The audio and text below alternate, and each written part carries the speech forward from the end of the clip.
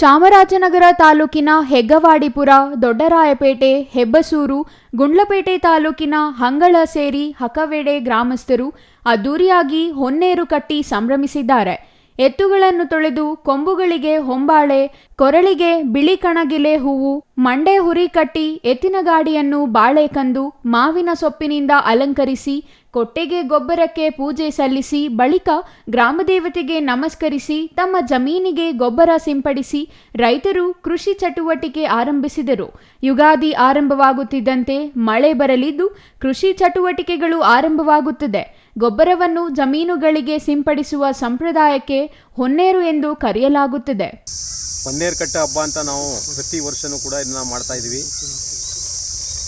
ಇದು ಏನು ನಮ್ಮ ಪೂರ್ವಿಕರು ಹೇಳಿರೋ ಪ್ರಕಾರ ಒಂದೊಂದು ರೀತಿ ಆಗಲಿ, ಭೂಮಿ ತಾಯಿ ನಾವು ಬೆಳೆದೆಲ್ಲ ಒಂದಾಗಿ ಒಳ್ಳೆಯ ಫಸಲು ಚೆನ್ನಾಗಿ ಬರಲಿ ಅಂತ ಭೂಮಿ ತಾಯಿನ ಪ್ರೇರೇಪಿಸುತ್ತಾ, ಮತ್ತು ಭೂಮಿ ತಾಯಿ ಹುಟ್ಟಿದ ದಿನ ಅಂದರೆ ಸೃಷ್ಟಿಯಾದ್ದು ಈ ದಿನದಲ್ಲಿ, ಅಂದರೆ ಹಲವಾರು ಪ್ರಪಂಚದಲ್ಲಿ ಭೂಮಿಯಂಥ ಸೃಷ್ಟಿಯಾದ್ದು ಈ ದಿನ.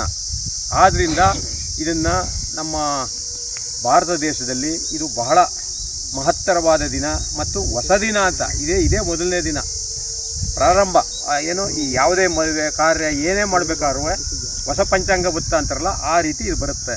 ಇದು ಭೂಮಿ ಸೃಷ್ಟಿಯಾದ ದಿನವಾದ್ದರಿಂದ ಇವತ್ತು ಎಲ್ಲರೂ ಕೂಡ ಭೂಮಿ ಪೂಜೆ, ಬಸವಣ್ಣನ ಪೂಜೆ ಮಾಡಿ ಉತ್ತು ಭಗವಂತ ಒಳ್ಳೇದು ಮಾಡಲಿ, ವಿಶ್ವ ಜನಕ್ಕೂ ಸುಖ ಕೊಡಲಿ, ರೈತ ಬಾಂಧವರಿಗೆಲ್ಲ ಒಳ್ಳೆಯದಾಗಲಿ ಅಂತ ಪ್ರಾರ್ಥನೆ ಮಾಡ್ತಾ ನಾವು ಇವತ್ತು ಪ್ರತಿ ಸಾರು ಕೂಡ ಇದನ್ನ ಹೊನ್ನೇರು ಕಟ್ಟಿ ಇಲ್ಲಿ ಪೂಜೆ ಮಾಡ್ಕೊಂಡು ಬರ್ತಾ ಇದ್ದೀವಿ.